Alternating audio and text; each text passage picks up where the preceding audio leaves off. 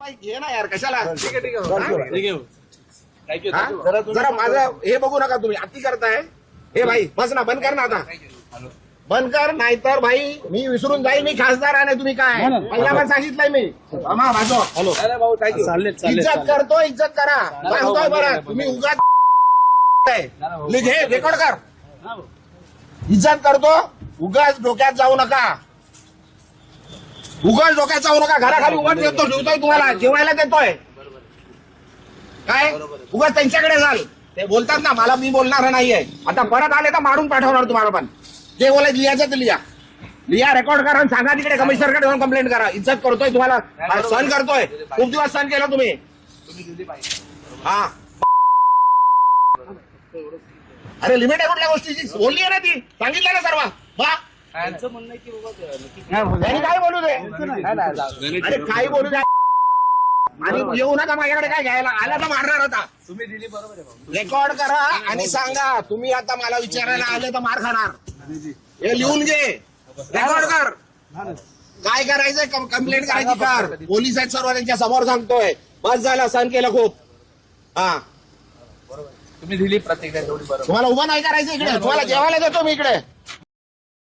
त्यांनी माझ्याकडे भावना व्यक्त केली की पत्रकारांच्या बद्दल चुकीचं वक्तव्य करण्याची माझी इच्छा बिलकुल नव्हती.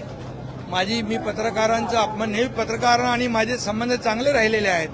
पत्रकारांच्या भावना दुखावण्याचा माझा कुठलाही हेतू नव्हता. परंतु दररोज जे कोणी काय त्यांना म्हणतात, अरे जे रोज त्यांच्या विरोधामध्ये बोलतात, रोज त्यांच्या बद्दल अपशब्द काढतात, तोडून टाका, मारून टाका, तोडवून टाका, घरात घुसा आणि अतिशय खालच्या दर्जाच्या, नीच दर्जाचे, अतिशय खालच्या दर्जाचे जे शब्द वापरतात आपल्या मीडियासमोर, खरं म्हणजे हा मीडियाचा देखील अपमान आहे. किती वेळापासून काय काय बोलतायत तेही आपण पाहिलेलं आहे. याचा राग संजय पाटील यांच्या मनामध्ये आहे. त्या पत्रकारांच्या बाबतीमध्ये त्यांच्या मनामध्ये कुठलाही राग नाही.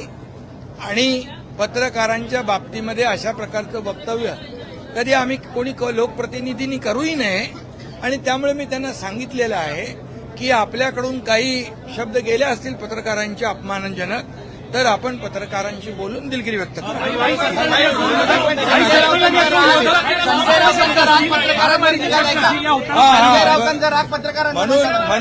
म्हणून मी सांगतो, त्यांनी तशीच भावना व्यक्त केलेली आहे.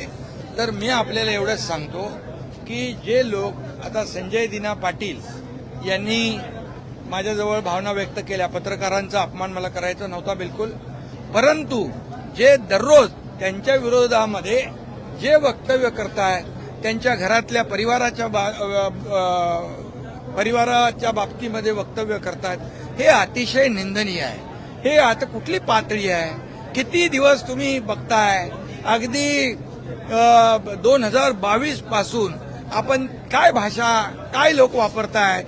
म्हणजे ही काय लोकशाहीमध्ये हे काय महाराष्ट्राची संस्कृती आहे का? ही महाराष्ट्राची परंपरा आहे का? अशा प्रकारे आई बहिणींचा उद्धार करणं, आई बहिणीवरून शिव्या देणं, हे किती, आणि पत्रकारांच्या समोर, आणि डोंट कटही म्हणायचं. अरे काय हे काय, म्हणजे कुठल्या थराला जाऊन तुम्ही ह्या महाराष्ट्रामधली संस्कृती अगदी रसातळाला पोहोचवलेली आहे. याचा राग संजय पाटील यांच्या मनामध्ये आहे.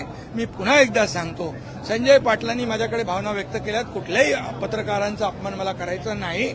आणि त्यांना या बाबतीमध्ये माझ्याकडून काही बोलणं अनावधानाने झालं असेल तर मी बिलकुल दिलगिरी व्यक्त करेन. अशा प्रकारचा माझी आणि त्यांची चर्चा झाली. आणि मी स्वतः सांगतो की पत्रकारांच्या बाबतीमध्ये कधीही लोकप्रतिनिधी असेल, आमचा विषय असेल, आपला पक्ष असेल, तर कधी कुठल्याही प्रकारचा अपमान, पत्रकार आणि लोकप्रतिनिधी हे आपण दररोज एक दुसऱ्याला पूरक आहोत.